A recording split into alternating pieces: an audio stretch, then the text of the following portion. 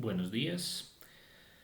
Continuando con la primera clase, entonces vamos a finalizar el planteamiento de las ecuaciones de el sistema mecánico que propusimos. Entonces, recordemos rápidamente, tendremos dos masas. Esas dos masas están conectadas, la primera a una referencia a través de un resorte y un amortiguador. Entre ellas tenemos un resorte y un amortiguador, y conectado a la segunda masa tenemos un resorte, y ese resorte en el extremo pues se le aplica una fuerza, la fuerza P2. En esa condición entonces lo que tenemos es 3 grados de libertad, x1, x2 y x3, que representan los tres posibles movimientos independientes de este sistema. Esto podemos visualizarlo si, sosteniendo la masa 2, movemos la masa número 1 hacia arriba y hacia abajo. De la misma forma, si sostenemos la masa número 1, podremos mover la masa número 2 hacia arriba y hacia abajo. Finalmente, el extremo del resorte, entonces podremos hacer un movimiento de ese extremo de manera independiente si sostenemos la masa número 2. Entonces, por eso tenemos 3 grados de libertad y por lo tanto vamos a plantear tres ecuaciones diferenciales acopladas. Con respecto al primer grado de libertad, que sería x1, entonces aplicamos la fuerza P1. Entonces tenemos que P1 es igual a la suma de las fuerzas que se oponen a ese movimiento. Entonces tenemos por un lado la inercia, que resulta ser M1 por X1, 2 puntos, más la fuerza de oposición que presenta el amortiguador con constante F1,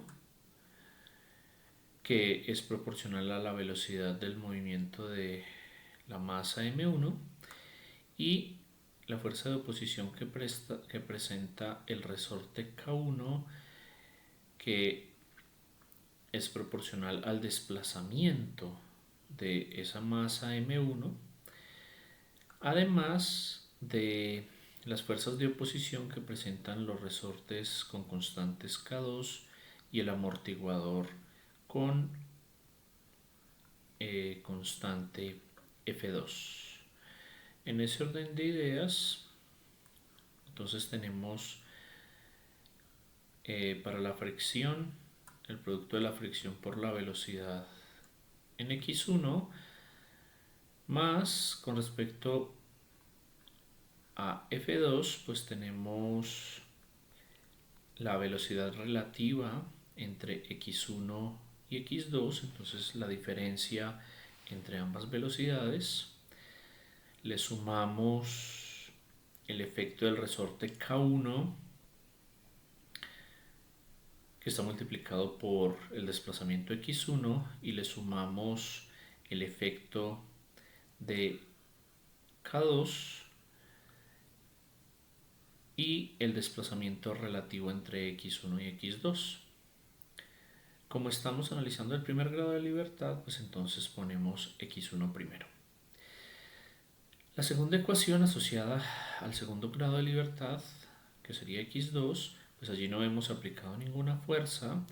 Entonces tenemos que 0 es igual a la masa por la aceleración relacionada, que sería x2, 2 puntos, más el efecto de la fricción que se genera entre las masas M1 y M2, en este caso multiplicado por la velocidad relativa entre M2 y M1.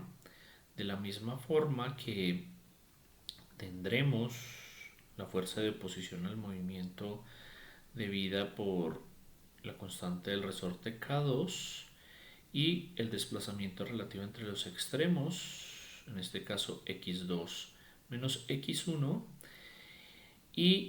pero también tenemos pues conectado K3 y K3 multiplicado por el desplazamiento relativo entre los extremos del resorte, que en este caso son x2 y x3. x2 con respecto a x3, ya que estamos analizando el segundo grado de libertad. Para el tercer grado de libertad, pues tenemos una fuerza en el extremo del resorte, por lo tanto tenemos una ecuación que habla de que la fuerza aplicada a P2 será igual a la fuerza de oposición que genera solamente ese resorte, que será K3 por el desplazamiento relativo entre sus extremos, que es x3 menos x2. De esa forma pues tenemos las tres ecuaciones diferenciales que definen la dinámica del sistema propuesto. Recuerden que a partir de aquí podemos plantear un sistema de ecuaciones basado o en el dominio de la frecuencia, que consiste pues en hacer o en aplicar las definiciones de la transformada de Laplace para obtener tres ecuaciones algebraicas en el dominio de la frecuencia que se podrán combinar de diferentes formas para obtener, por ejemplo, relaciones entre ellas. Bien, continuando con el tema, entonces vamos a hablar de la función de transferencia. La función de transferencia es un concepto que se aplica inicialmente a sistemas lineales invariantes en el tiempo, que vamos a definir a continuación, y que desde el punto de vista de la definición, pues los sistemas lineales invariantes en el tiempo cumplen con el principio de superposición. Es una primera condición. Además, la invarianza en el tiempo se asocia a la condición de que cualquier retardo que se aplique a la entrada se va a ver reflejado de manera similar en la salida. Esto se ve representado en las ecuaciones mediante una independencia de pues la no presencia de la variable temporal en las ecuaciones que representan la dinámica. Desde el punto de vista del principio de superposición, pues recordemos que el principio de superposición aplicado a los sistemas lineales tiene dos características o dos propiedades principales. La primera es la propiedad de proporcionalidad. Básicamente yo tengo la posibilidad de multiplicar la entrada por una constante y esa constante se verá reflejada en la salida de la misma forma. Por otro lado, con respecto a la aditividad, pues resulta que si yo tengo una salida y1 asociada a una entrada específica x1, y por otro lado, si tengo una salida y2 que corresponde a una entrada x2, yo puedo sumar las entradas x1 y x2 y las salidas pues corresponderá a la suma de las salidas correspondientes y1 más y2. Y en eso consiste la propiedad de aditividad relacionada con el principio de superposición que cumplen los sistemas lineales. Entonces, en el curso vamos a hablar de sistemas lineales invariantes en el tiempo. Desde el punto de vista de la representación gráfica, entonces vamos a representar los sistemas mediante cuadros. Entonces yo voy a tener un sistema dinámico con función de transferencia que voy a llamar G. Voy a tener una entrada que básicamente está representado por una señal que se asocia a una flecha de entrada, y voy a tener el efecto o la salida que tiene ese sistema debido a esa entrada, que correspondería a la flecha de salida, que en este caso vamos a llamar Y.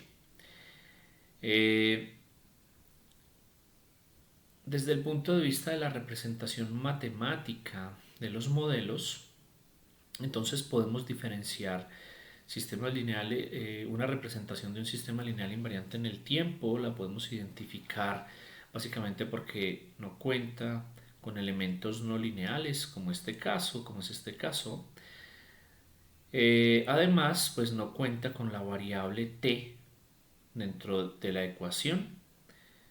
Esto caracteriza entonces a un sistema lineal invariante en el tiempo, que lo diferencia de los sistemas no lineales, entonces por la presencia de algún término no lineal, como por ejemplo aquí el seno de x o x punto cuadrado, que corresponde a dos linealidades,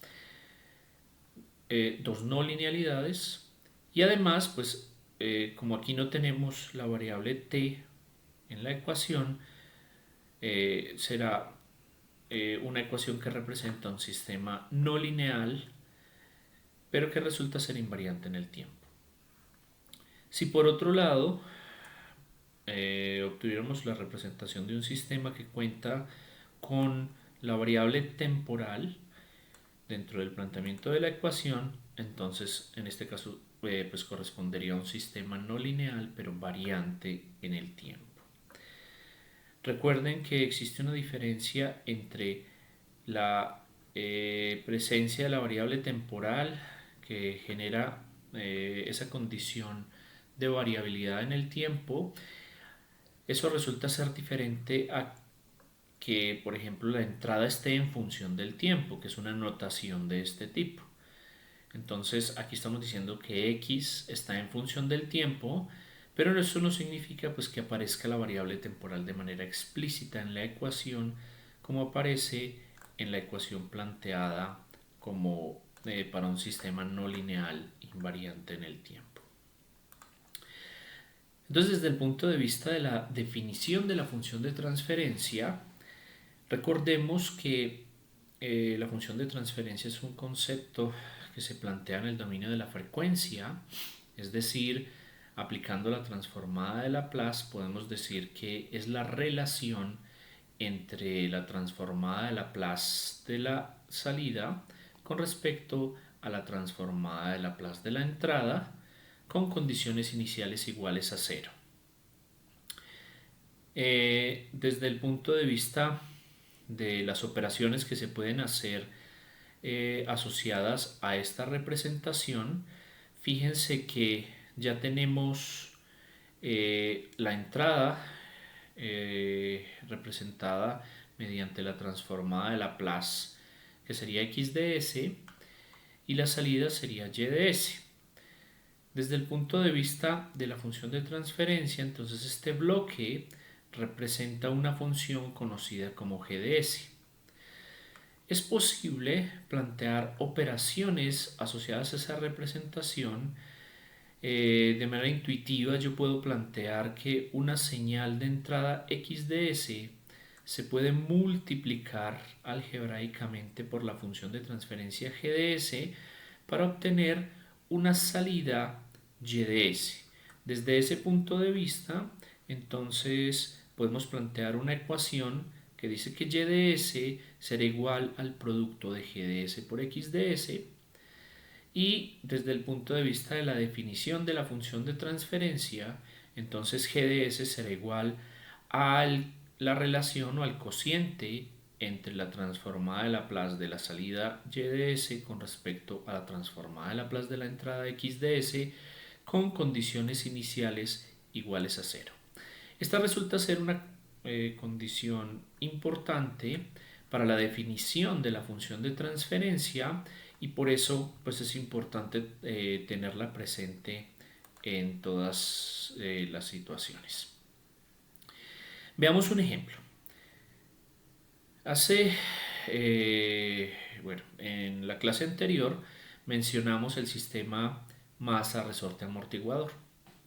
En ese teníamos una entrada que corresponde a la fuerza P, Y decíamos que utilizando las leyes de Newton podemos plantear una relación que habla de que la fuerza aplicada a P ha de ser igual a la suma de las fuerzas que se oponen al movimiento.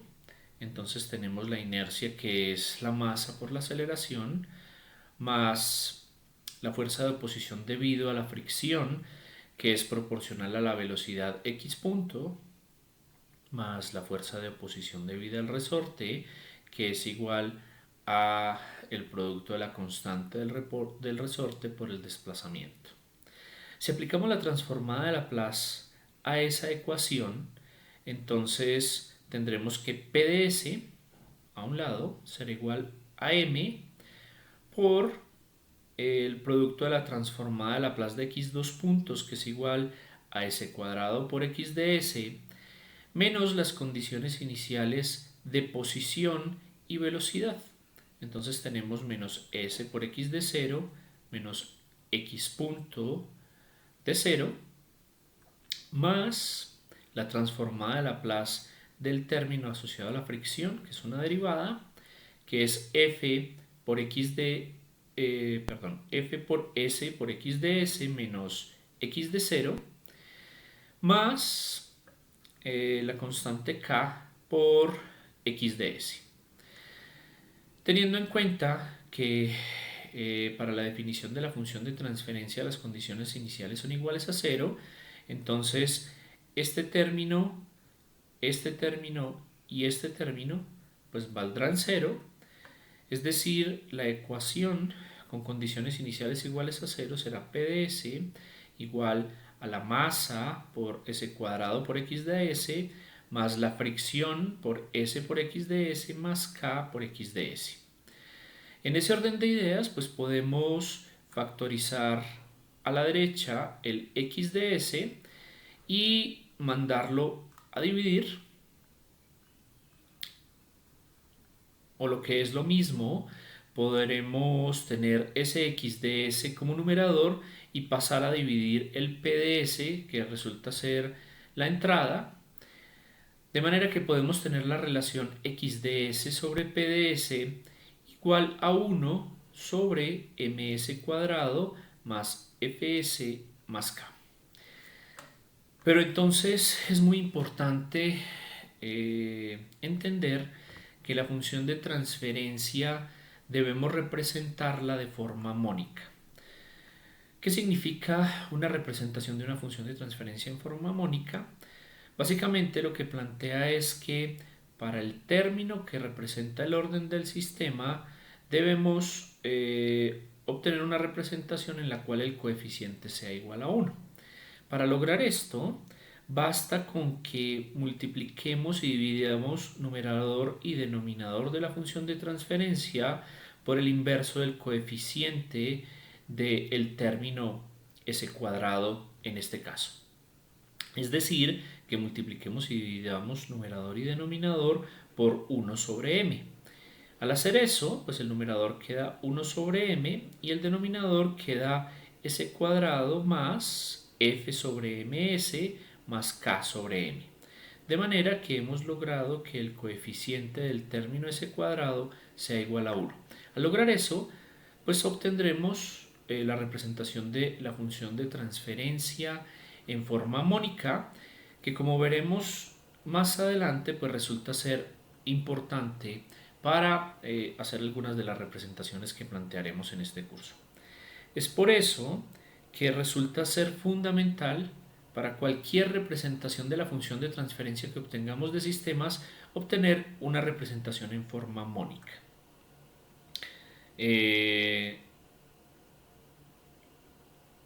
Entonces, desde el punto de vista de la representación que estamos haciendo de la función de transferencia, lo que tenemos es un sistema de segundo orden, que recuerden que lo define el orden del polinomio del denominador de la función de transferencia. Y además, pues podemos decir que x de s sobre p de s, que resulta ser la relación de la transformada de Laplace de la salida con respecto a la entrada, lo podemos llamar g de s, y g de s pues será la relación entre esa señal de salida y esa señal de entrada, como lo vemos planteado aquí abajo. Bien. Hablemos un poco más de los diagramas de bloques. En diagramas de bloques es posible utilizar lo que se conoce como aritmética de diagramas de bloques. Algunas de las operaciones que se pueden hacer en los diagramas de bloques se pueden observar en estas representaciones gráficas. Entonces, si por ejemplo yo tengo un par de funciones de transferencia G1 y G2 que están conectadas en serie, es decir, la salida de G1 se conecta como la entrada de G2, entonces yo puedo plantear relaciones entre las señales que fluyen en esa representación en serie de diagramas de bloques. Entonces, por ejemplo, si yo tengo una señal de entrada A que multiplica a G1, entonces yo puedo decir que la salida B será el producto de A por G1 de S. Además, como B corresponde a la entrada de G2, entonces yo puedo multiplicar B por G2 para obtener la salida C. En este caso C será igual a B por G2. Resulta que la aritmética de diagramas de bloques permite plantear que bloques que estén conectados en serie pueden verse como un solo bloque que aparece en esta representación de acá como el producto de las funciones de transferencia G1 por G2. Entonces resulta que es lo mismo plantear para una señal de entrada A multiplicada por un solo bloque que resulta ser el producto de G1 por G2 para obtener la señal C. En este caso C será igual a por el producto de G1 y G2. En este caso pues ocurre lo mismo. Si yo digo que C es igual al producto de B por G2 y B es igual a A por G1, entonces C será igual a lo mismo que observamos en el diagrama de bloques de la derecha, que sería el producto de A multiplicado por el producto de las funciones de transferencia G1 y G2. Quiere decir que si yo tengo una representación en serie de dos funciones de transferencia, la puedo representar mediante una sola función de transferencia que resulta ser el producto de ese par de funciones de transferencia. Por otro lado, se pueden observar lo que se conocen como puntos de separación. Un punto de separación corresponde a una bifurcación de una señal que en este caso para el diagrama de bloques de la izquierda, pues lo que tenemos es una señal que fluye y que se separa en un punto de separación. Desde el punto de vista de la equivalencia de esa representación de la izquierda, uno puede decir que puede mover la función de transferencia G después del punto de separación si ubica esa función de transferencia en las dos ramas que resultan de ese punto de separación.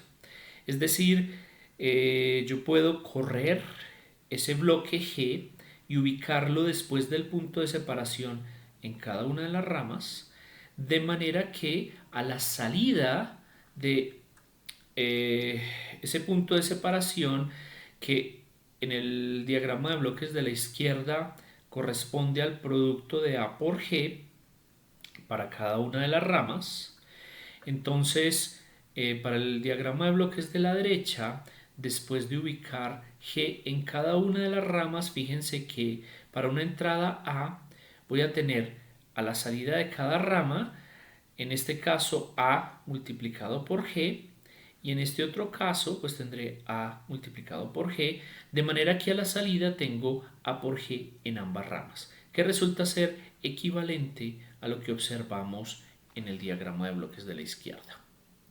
Una entrada A genera salidas en las dos ramas A por G para las dos representaciones. Eso hace que estas dos representaciones sean equivalentes. Por otro lado, si lo que tengo es, después de un punto de separación, un bloque GDS en una de las ramas, yo puedo mover ese bloque que está en esa rama antes del punto de separación. Entonces muevo GDS antes del punto de separación, pero para poder hacer eso, entonces después del punto de separación en la otra rama, tengo que ubicar entonces un bloque cuya función de transferencia sea el inverso de la función de transferencia anterior. De manera que este bloque tiene función de transferencia 1 sobre GDS.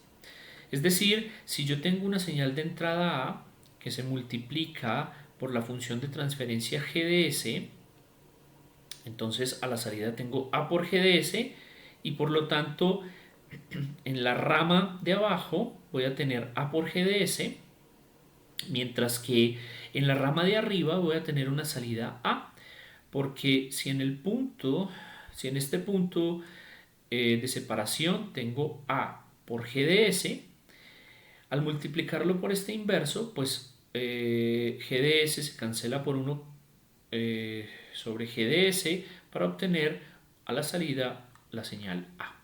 Entonces fíjense que yo tengo en el diagrama de bloques de la izquierda una entrada A y en la rama de arriba tengo una salida A, mientras que en la rama de abajo tengo la salida A por GDS. Y de la misma forma y de manera equivalente, a la derecha tengo una entrada A y unas salidas A en la rama de arriba y A por GDS en la rama de abajo. De manera que voy a tener equivalencia entre los diagramas de bloque de izquierda y derecha, porque para la misma entrada voy a tener las mismas salidas a la derecha. Otro elemento fundamental en los diagramas de bloques y que permite plantear relaciones algebraicas en los diagramas de bloques son los puntos de suma. Aquí tengo a la izquierda una señal A de entrada que se suma con una señal B para representar a la salida del punto de suma una operación algebraica A más B. A la derecha tengo una operación de resta. Entonces fíjense que el signo dentro del círculo que representa el punto de suma, tenemos un signo menos asociado a la señal de entrada B, por lo que la operación ya es A menos B. Entonces esto es lo que conocemos como puntos de suma. Miremos utilicemos estas representaciones independientes y las representaciones del álgebra de bloques para plantear lo que conocemos como la obtención de los diagramas de bloques por elementos. La idea es que vamos a plantear una metodología que nos permita partir de la representación del sistema mediante un diagrama esquemático, por ejemplo, para un sistema eléctrico, para obtener una representación mediante diagramas de bloques que relacionen las funciones de transferencia que se presentan en esa representación circuital y las señales que fluyen en el sistema. Entonces, hablando de diagramas de bloques por elementos, tomemos como ejemplo el diagrama de bloques del sistema RLC que hemos planteado hasta ahora. Utilicemos la representación en el dominio de la frecuencia, en la cual pues tenemos una entrada BDS, unas impedancias R, 1 sobre CS y LS, y una corriente en esa malla que sería la corriente IDS. Partiendo de esa situación, entonces pretendemos obtener el diagrama de bloques por elementos, en el cual vamos a plantear como entrada la señal BDS y como salida vamos a plantear el voltaje en el condensador. Entonces, eso quiere decir que la relación entre la transformada de Laplace del voltaje en el condensador B sub C de S y la transformada de Laplace de la señal a la entrada B de S corresponderá a la función de transferencia del sistema. Para plantear un diagrama de bloques por elementos, entonces vamos a empezar de la salida del diagrama de bloques hacia la entrada del diagrama de bloques. Eso quiere decir que si la salida del diagrama de bloques resulta ser la señal de voltaje B sub C, que sería el voltaje en el condensador, entonces vamos a empezar planteando una ecuación para el voltaje del condensador a la salida B sub C y vamos a plantear con base en eso un diagrama de bloques equivalente. Para el caso entonces de B sub C, entonces recuerden que podemos decir que el voltaje o la caída de tensión en el condensador es igual a la impedancia, que sería 1 sobre CS, multiplicado por la corriente a través del condensador, que sería IDS. Desde el punto de vista de las señales, entonces uno puede plantear que B sub C, que sería el voltaje en el condensador, es igual al producto de la corriente IDS, que sería una señal de entrada, multiplicado por esa impedancia que es 1 sobre CS.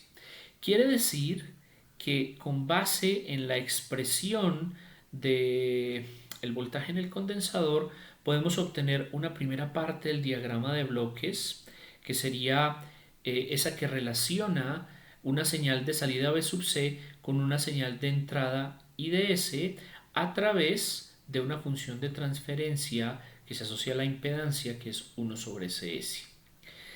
De esa forma, entonces vamos desde la salida, que es B sub C de S, obteniendo el diagrama de bloques hacia la entrada.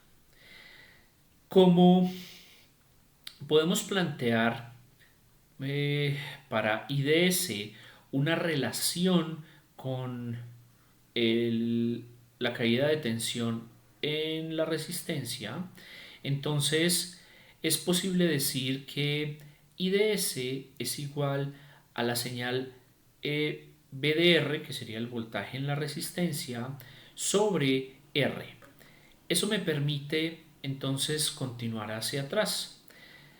Yo puedo decir entonces que como IDS es igual a la señal de entrada BDR multiplicado por 1 sobre R, entonces puedo enlazar la parte del diagrama de bloques que ya había planteado anteriormente con esta nueva expresión asociada a la relación entre la corriente y el voltaje en el resistor. Además, yo puedo plantear una tercera relación en la que yo tengo el voltaje en la resistencia. Si planteo una relación en esta malla, el voltaje en esta resistencia pues ha de ser BDR, perdón, BDS, que es el voltaje en la entrada, menos las caídas de tensión en el condensador y en el inductor. Lo que quiere decir que yo puedo plantear que BDR es igual a B menos B sub C menos B sub L. Teniendo en cuenta que para el inductor yo tengo que BDL es igual a la impedancia del inductor, que es L por S, por la corriente que circula, que es IDS, entonces yo puedo plantear un par de relaciones adicionales. Veníamos como en esta parte del diagrama de bloques. Yo puedo conectar mediante el planteamiento de estas operaciones de suma. Fíjense que puedo plantear un par de puntos de suma. Si yo tengo esta expresión en función del voltaje de entrada, Entonces fíjense que ya puedo obtener la entrada del diagrama de bloques. Yo sé que la entrada del diagrama de bloques le puedo restar el voltaje en el condensador, que resulta ser la señal de salida. Entonces me traigo el voltaje del condensador desde la salida, lo puedo restar con el voltaje de entrada, porque a la salida de este punto de suma lo que voy a tener es pues la resta entre la señal B y la señal de salida, que es el voltaje en el condensador, que es menos B sub C. Esa sería la salida de este primer punto de suma. Y luego le puedo restar una señal B sub L. Resulta que esa señal B sub L, como lo vemos en esta expresión de acá, es igual a Ls, que sería la impedancia, que es la que va dentro de esta caja, multiplicada por IDS, que es esta señal que tenemos en este punto. Es decir, que nosotros podemos realimentar la corriente IDS y multiplicarla por la impedancia Ls para obtener la señal B sub L. Fíjense que en este punto de suma entonces tenemos esa señal B sub L con signo negativo, de manera que a la salida de este segundo punto de suma entonces tengamos la señal B sub R. Ese B sub R entonces será igual, con base en la expresión de arriba, a B menos B sub C, eso ocurre en el primer punto de suma, menos B sub L, que ocurre en el segundo punto de suma. De manera tal que entonces hemos construido, mediante la representación de cada uno de los elementos, un diagrama de bloques que me permite ver la señal de salida B sub C con respecto a la señal de entrada B, y pues todas las relaciones y la manera en la que fluyen las señales. Tengamos presente que fíjense que las impedancias aparecen en los bloques, mientras que las corrientes y voltajes aparecen en las señales que fluyen a lo largo de las flechas. Además, pues tenemos los puntos de suma que me permiten realizar esas operaciones de suma y resta que resultan de los planteamientos de las ecuaciones del sistema.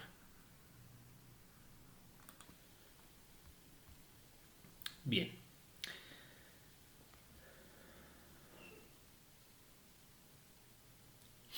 Ahora vamos a hablar de un tema que resulta ser muy importante en este curso, y es lo que significan los sistemas realimentados. Fíjense que en el ejemplo que acabamos de plantear para construir el diagrama de bloques por elementos, tenemos lo que se conoce como un par de lazos de realimentación. Tenemos un lazo externo que va desde la señal de salida hacia o realimentándose como hacia la entrada, y tenemos un lazo interno que básicamente lo que hace es realimentar la señal de corriente también hacia la entrada. Esa es una condición que resulta ser común en el análisis de sistemas dinámicos y en el planteamiento de sistemas de control. Entonces es por eso que nos detengamos a hablar acerca de la manera en la que se plantea y se analizan los sistemas realimentados. Entonces, desde el punto de vista genérico, en este caso tenemos un sistema cuya entrada es RDS, tenemos un punto de suma, tenemos realimentación negativa asociada pues al signo menos del punto de suma, tenemos la salida de ese punto de suma, que resulta ser la comparación de RDS con la señal que viene de la realimentación. Entonces ese es el error, ese es EDS. Tenemos una función de transferencia GDS que conocemos como la función de transferencia de la trayectoria directa, que básicamente va directamente de la entrada hacia la salida. Y también tenemos en la realimentación una función de transferencia HDS, que sería la función de transferencia de la realimentación. Esa resulta de la relación entre pues la señal de salida YDS, que es realimentada y que se lleva a través de esa función de transferencia de realimentación HDS hacia el punto de suma de pues que se compara con respecto a la entrada. Entonces es una estructura básica y son las señales fundamentales y las funciones de transferencia fundamentales que representan un sistema realimentado. Entonces, planteemos con base en lo que hemos aprendido del álgebra de los diagramas de bloques, planteemos algunas relaciones algebraicas resultantes de este diagrama.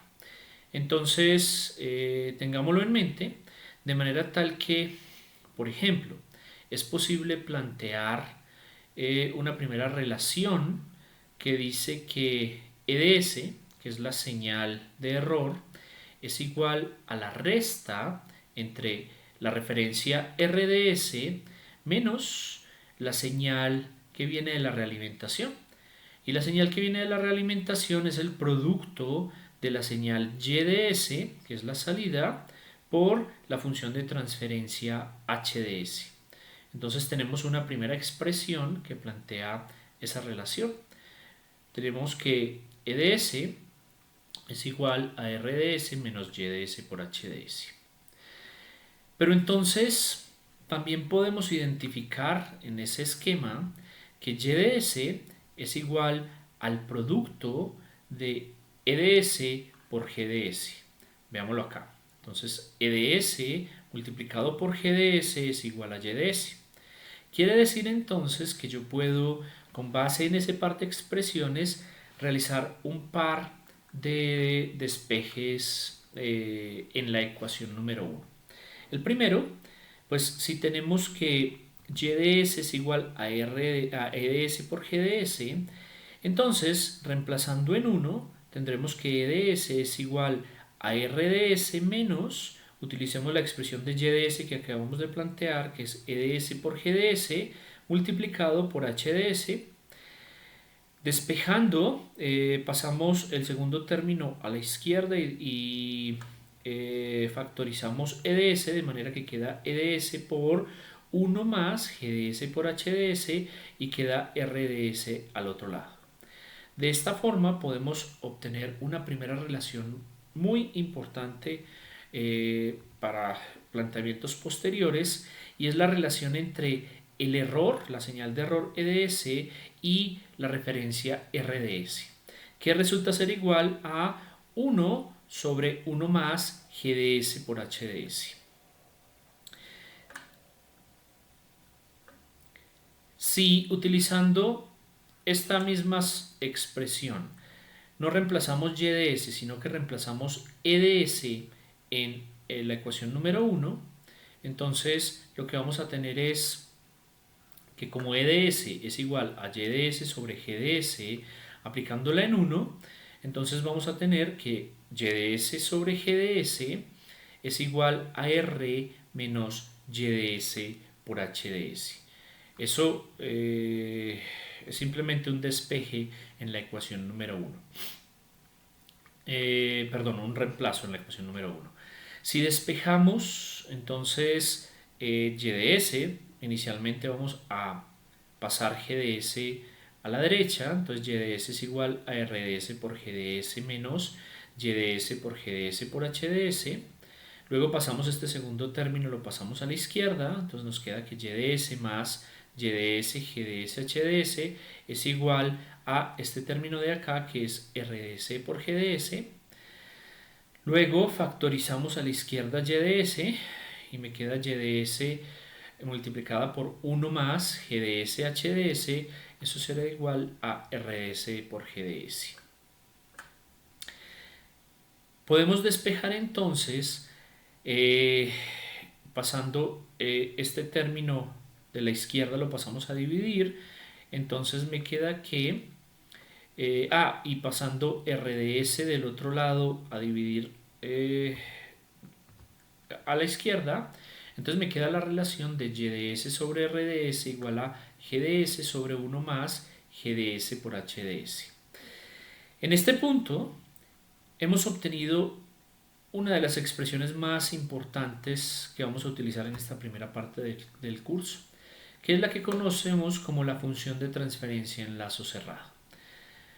Básicamente hemos obtenido una relación para el sistema en lazo cerrado entre la salida YDS y la entrada RDS. Eso es lo que conocemos como la función de transferencia en lazo cerrado. Para este sistema que está representado en lazo cerrado, hemos obtenido una relación de la transformada de Laplace de la salida con respecto a la transformada de Laplace de la entrada, que por definición es la función de transferencia, y entonces para este sistema realimentado. De manera que esa relación de YDS con respecto a RDS la llamamos la función de transferencia en lazo cerrado, que resulta ser, para sistemas realimentados, con base en el esquema anterior, igual a GDS sobre 1 más GDS por HDS. Pero entonces ahora pongámosle nombre a algunas de esas relaciones. Por ejemplo, en el denominador tenemos el producto de GDS por HDS y ese lo vamos a llamar la función de transferencia en lazo abierto. El producto de GDS por HDS será, entonces, pues aquí hay un error, esto es GDS por HDS, será igual a la función de transferencia en lazo abierto. Es decir, mirándolo en el diagrama de bloques, uno puede imaginarse que se abre el lazo en este punto, en el punto de la señal de retorno hacia el punto de suma. Y entonces si uno mira desde EDS hacia ese punto donde abrimos el lazo, tenemos el producto de GDS por HDS. Es por eso que se conoce como función de transferencia en lazo abierto. Bien.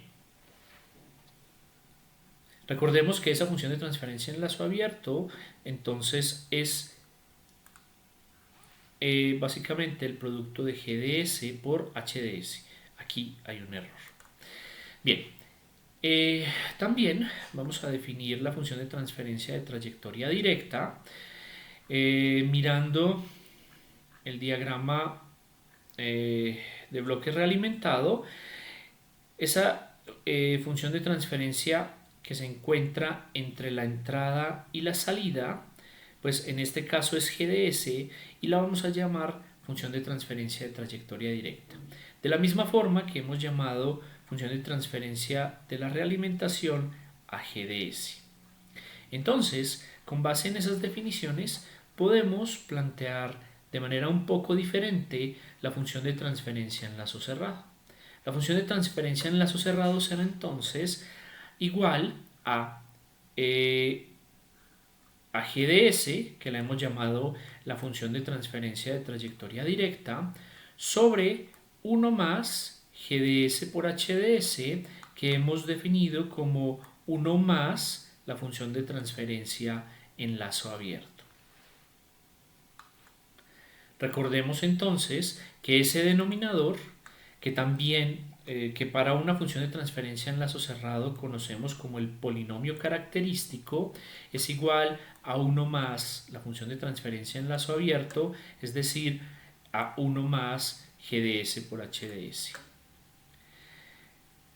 La función de transferencia en lazo cerrado cuenta con ese denominador que hemos llamado el polinomio característico, y si igualamos ese polinomio característico, que es 1 más más la función de transferencia en lazo abierto, lo igualamos a 0, entonces tendremos lo que conocemos como la ecuación característica. 1 más GDS por HDS, que es igual a 1 más la función de transferencia en lazo abierto, que corresponde al denominador de la función de transferencia en lazo cerrado, igualado a 0, entonces lo vamos a llamar la ecuación característica. Esa ecuación característica pues es una ecuación compleja porque está en función de la variable compleja s, y entonces si calculamos las raíces de esa ecuación vamos a obtener lo que conocemos como los polos del sistema. Los polos no son otra cosa que las raíces de la ecuación característica de la función de transferencia en lazo cerrado. Resulta entonces que la función de transferencia en lazo cerrado es una representación característica del sistema. La dinámica del sistema está representada por la función de transferencia en lazo cerrado. Esta es una condición que resulta ser invariante para un sistema en lazo cerrado. La función de transferencia representa la dinámica de ese sistema y por lo tanto el modelamiento de ese sistema está representado por esa función de transferencia en lazo cerrado. En este caso, pues esa función de transferencia no depende ni de la entrada ni de la salida. Y por otro lado, fíjense que desde el punto de vista de la equivalencia de los diagramas de bloques, nosotros podemos tener un sistema realimentado representado de manera equivalente por un único bloque cuya función de transferencia es igual a la función de transferencia en lazo cerrado. Fíjense que dentro de este bloque tenemos GDS sobre 1 más GDS por HDS, que es la función de transferencia en lazo cerrado de este sistema realimentado. De manera que yo puedo tener la señal de entrada RDS y la salida YDS a un único bloque GDS sobre 1 más GDS por HDS, que resulta ser equivalente a la representación del diagrama de bloques realimentado de la izquierda. Esto resulta ser una equivalencia posible y nos lleva entonces a la posibilidad de plantear algunas simplificaciones de diagramas de bloques. Utilizando las relaciones que hemos planteado hasta ahora del álgebra de diagramas de bloques y utilizando esa equivalencia de los diagramas de bloques o de la realimentación en diagramas de bloques que planteamos anteriormente, podemos realizar una simplificación, por ejemplo, para el sistema realimentado del sistema RLC que planteamos anteriormente. Recordemos que para ese sistema RLC tenemos un diagrama de bloques equivalente obtenido mediante la metodología del diagrama de bloques por elementos, que cuenta con un par de realimentaciones. Una externa que viene de la señal B sub C hacia la entrada y una interna que viene de la señal IDS hacia la entrada. Entonces nosotros podemos plantear un proceso de simplificación inicialmente, por ejemplo, cogiendo la realimentación interna. Fíjense que aquí adentro lo que tenemos es un sistema realimentado que tiene una función de transferencia de trayectoria directa 1 sobre R, que tiene una función de transferencia de realimentación LS, y entonces podemos plantear una simplificación que en este caso vamos a llamar G1, donde G1 pues será igual a 1 sobre R, que sería la función de transferencia de trayectoria directa, sobre 1 más la función de transferencia en lazo abierto, que sería el producto, en este caso, de 1 sobre R por LS. Entonces, lo que tenemos es G1 igual a 1 sobre R sobre 1 más LS sobre R. Al aplicar un poquito de álgebra, entonces nos queda 1 sobre R más LS. Y ese G1 entonces podemos ubicarlo como un único bloque en este diagrama que aparece acá.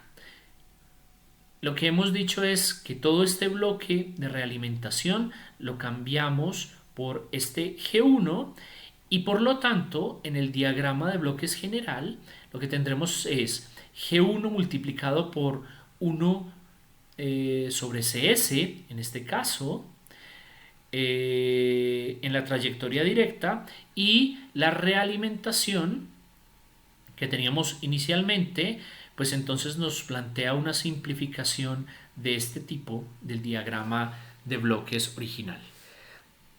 El lazo de realimentación interna se convirtió en G1. Entonces aquí tenemos una versión un poco simplificada.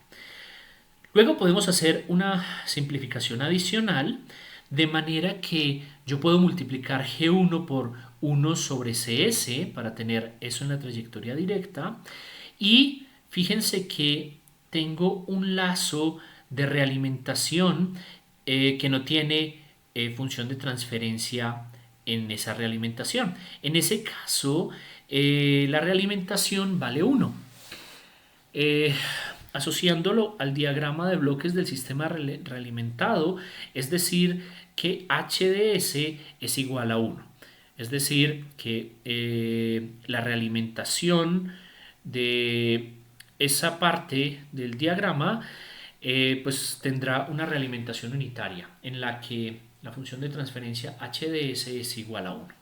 En ese orden de ideas podemos aplicar entonces una simplificación adicional de manera que la función de transferencia del sistema, es decir, la relación entre el voltaje en el condensador de la salida con respecto al voltaje de entrada, se puede plantear como para este diagrama el producto de G1 por 1 sobre CS, que sería 1 sobre R más LS por CS, sobre 1 más la función de transferencia en lazo abierto, es decir, 1 sobre R más LS por CS multiplicado por HDS, que en este caso es 1.